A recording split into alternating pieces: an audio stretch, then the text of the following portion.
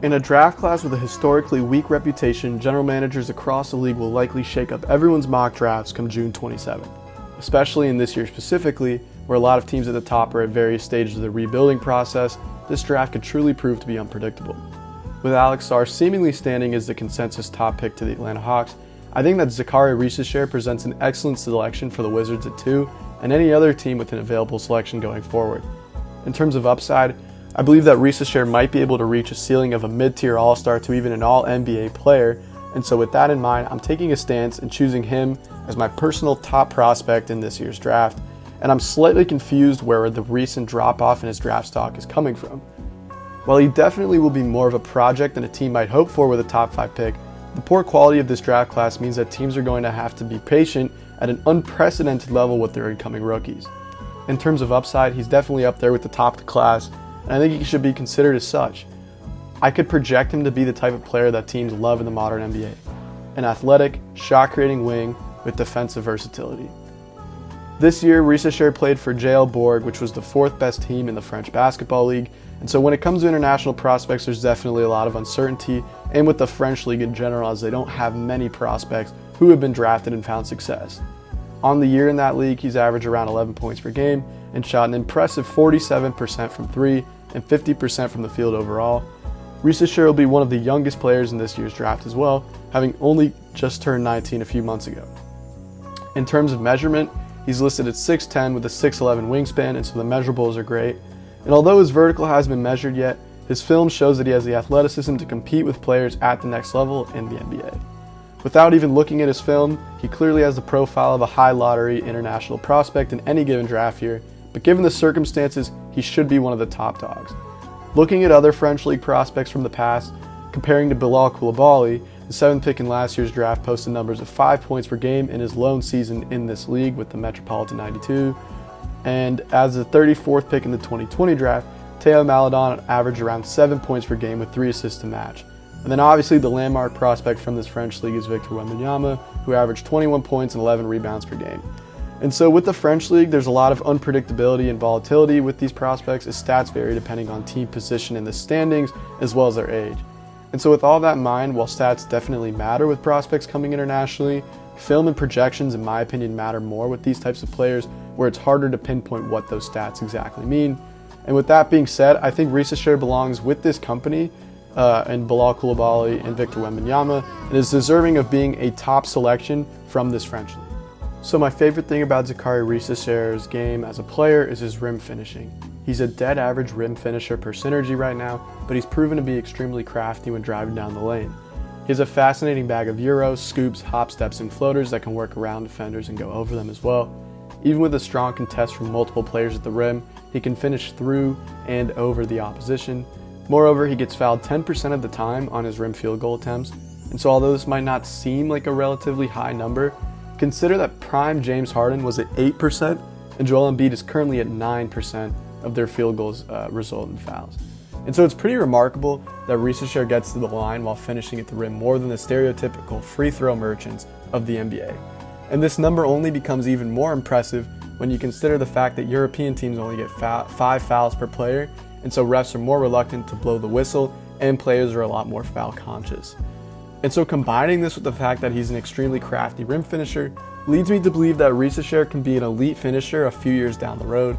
And while I don't think he's going to be getting to the line at this insane rate out the gates in the league, I do think he'll definitely get some whistles from the stripes.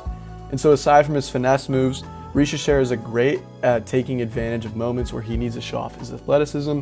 He can be a high flyer and a great vertical threat at times with lobs, and has a knack for being in the right place at the right time in transition and loves to get out and run. When airborne, he can finish through contact as well and has a decent amount of and ones in his reel.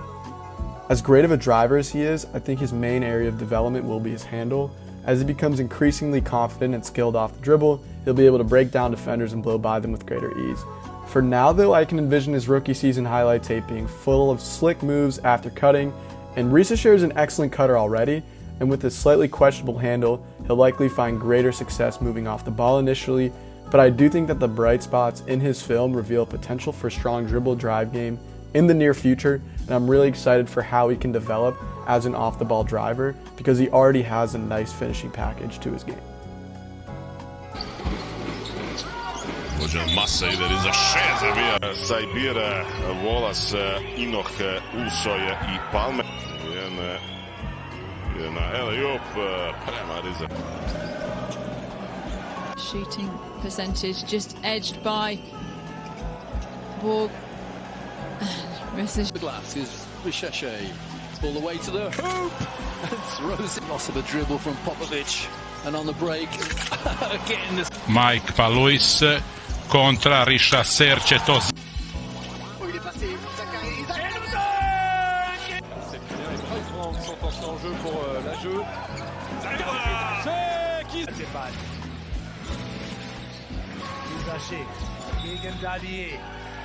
Extérieur. Cette équipe de l'Asvel. Ouh, la jolie passe. Voilà. Risacher, il va aller défier Yousfa. C'est qu'il manque pas de confiance à la Gielbourg. Oula, un peu de combat cette passe. Bien senti l'interception, il va tenter le coast to coast. Napad je za Risachera. Risacher do kraja. Zaccharie Risacher. Mais Bryce Brown ne le veut pas. Bryce Brown qui va sans doute donner à Zaccharie Risacher pour un nouveau pétard. Oh, the rejection from Risacher. Here he goes again. Love. Like I mentioned earlier, Risacher has been lights out from the three-point line recently and all season in general, but I am slightly concerned by his 70% free throw percentage. However, given his strong mechanics and ability to shoot on the move, I'm led to believe that these shooting splits aren't really a fluke and that's something that could be more consistent going down the line. Per synergy, he's in the 76th percentile for efficiency on jump shots, and he's in the 78th percentile for catch and shoot jumpers. And although most of his work on the perimeter comes from off-ball movement, he has a solid arsenal of non-dribble moves such as sidesteps, pull-ups, and step-backs that give him great looks. Not to mention that as a 6'10 wing, he has a strong height advantage over most defenders in the French league and does a great job at creating space with those moves.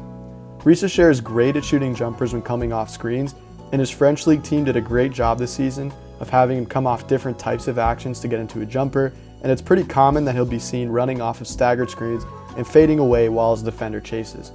With these percentages and mechanics, I am led to believe that Risacher can project to at least be a catch and shoot threat right away, with high upside for self-creation along the perimeter.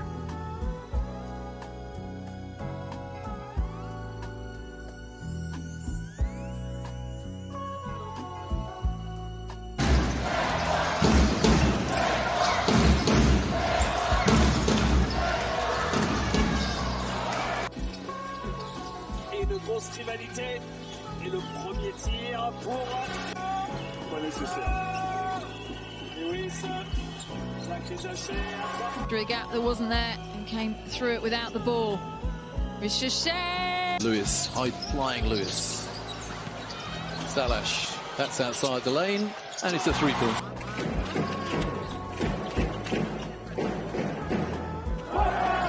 Puno milosti prema njemu Salaš, pa Risacher ima 60% trice. Luisu lopta i onda Risacher, Rowland, vidio je tamo samog Risachera i ubacuje tricu. So while I do think that oftentimes draft day comparisons can be damaging for players, I still can't help but talk about Risacher's parallels to Franz Wagner. From the cadence and posture while driving, to the skill for finishing moves, even the way they step back and create space, I've always been intrigued by the parallel between these two players. And although Franz is definitely much further along in his development as a driver than Risacher, I think that Zaccharie can find success in this archetype of wing. Solely based off projections, I think that Risacher can surpass Franz as a shooter, and his athleticism leads me to believe that he has a higher ceiling as a finisher than Franz as well. Thinking best case scenario here, his defense's upside passes what I think Franz can reach to, but at the end of the day, this is just a projection. I think looking at some similar Franz clips here is important to see that these types of moves from a big wing can be successful in the NBA, but obviously Risacher has a long way to go before reaching where Franz currently is as a player. However, I do think that checking out this Franz film could give you all a glimpse into where Risacher might be heading in the NBA. 14, he's looking for the scoring idea, but the Warriors are on a string defensively. That's a nice Franz Wagner in on Looney to lay it up and in. Rebounded. That's where they're finding the advantage, as you say, just playing with that pace. Wagner got it to go over with the officials, so that is what you're referring to. But usually those situations truly prove to ignite De'Aaron. Franz Wagner with this. Wagner! Oh, goodness! Two guys in the same spot for Orlando. That's never a good thing. Wagner with an and one to 3-point percentage.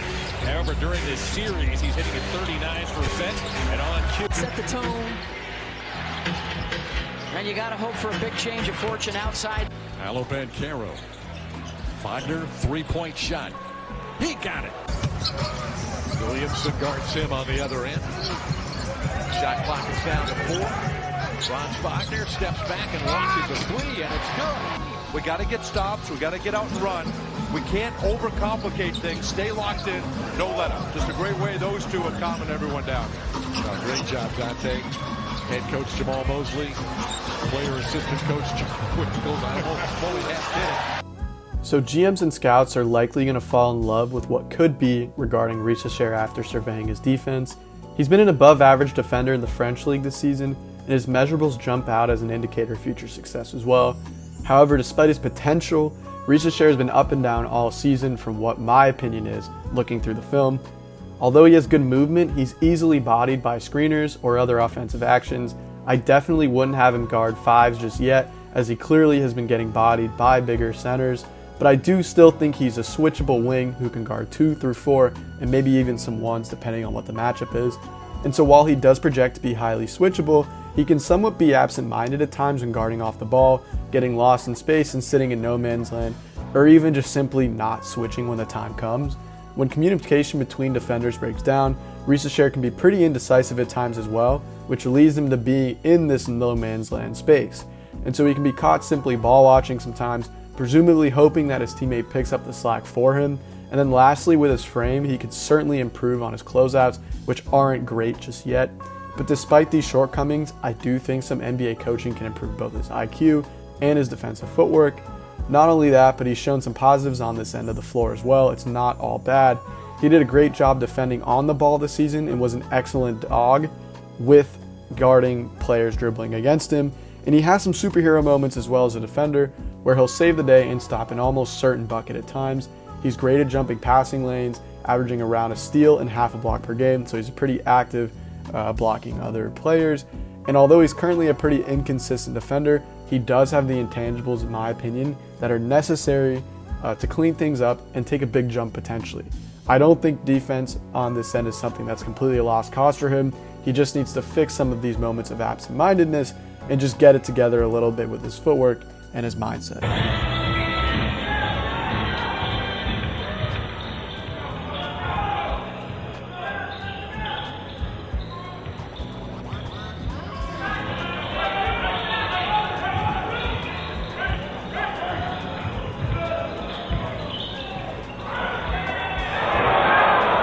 Voyez Zaccharie Risacher sur la ligne. Alors on parle toujours du potentiel de nos Français, mais cette action, c'est exactement ce pourquoi depuis que Zaccharie a 15 ans, on sait qu'il ira en NBA. Il a un physique hors norme, c'est un poste 2 de 2,07 m, c'est un défenseur exceptionnel. Et là, prendre de vitesse, Zaccharie sur le dribble, anticiper comme ça. And since Alex Sarr is probably going to be the first pick no matter what, I think Risacher would be a home run pick anywhere after 2. Although the Wizards already have Bilal Coulibaly, I think Risacher can fit right in alongside him, as well as with any team that just simply needs a wing 2 through 4. The Wizards are going to be bad next year anyway, so I don't see why they wouldn't take a swing on someone with such a strong upside. If he does fall, I could see many different teams wanting to take him. I'd give him an all-NBA upside, like I said, with a pretty low floor at the same time though. He definitely isn't a can't-miss prospect, but I do like the chances that he becomes a positive player in this league.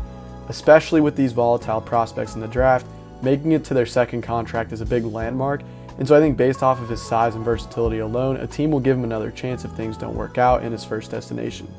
A lot of draft reports from the media will go on to talk about how players will have these illustrious careers, everyone's going to be a Hall of Famer, but realistically most draft picks don't pan out, and that's just simply not how the draft works. especially within the top 5. Everybody has so many big expectations for them, and it doesn't always work. You can think back every single draft where guys simply just didn't meet up to the hype, with examples like Jahlil Okafor, Josh Jackson, Dragon Bender, any of these types of guys. Like, in the top 5, it's not guaranteed, and so you're kind of just looking for what gives you the best return on investment with a high pick. And I think that Zaccharie Risacher presents someone who has, yes, a lot of volatility, but has a lot of great outcomes for how his career could go. As I've been saying, he could be an all-NBA player, but he could also be a multi-year starter and an effective role player as well, which is not only a great outcome for Risacher, but it's an effective outcome for any team that's simply looking to hit on a draft pick, because there are such a high bust percentage in the lottery in general. The draft is a crapshoot, but I do like my odds with naming Zaccharie Risacher as my favorite prospect from this year, and I think he'd even be a great choice for the Hawks at 1, who probably need a wing a lot more than they need a big. And since, like I've been saying, this is deemed to be an unprecedented bad draft, there's really no shame in picking somebody with upside over what the consensus number 1 is.